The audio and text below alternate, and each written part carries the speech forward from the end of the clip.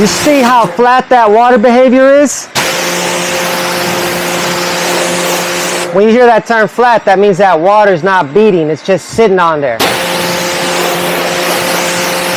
When you hear the term sheeting, that's what you got. That's hydrophilic. You see how it's spreading out like that and kind of dissipating?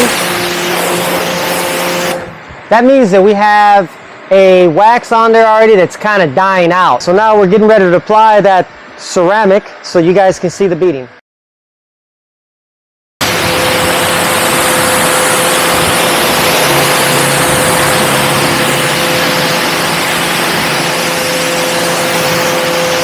And there you can see a dramatic difference.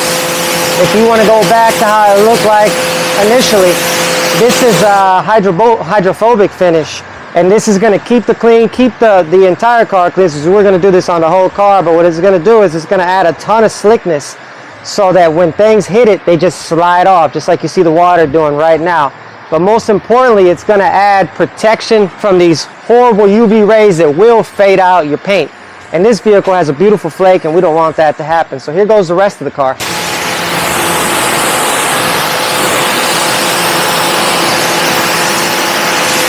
This works really good on your glass too. So, look at that. You can see how flat that is right there. Now, Alright, right about here you guys are probably wondering what product I'm using. This is Gyeon Wetcoat, and the way I'm applying it is by shooting it directly into the stream. I aim my stream where I want it to go, and then I shoot the product into the stream.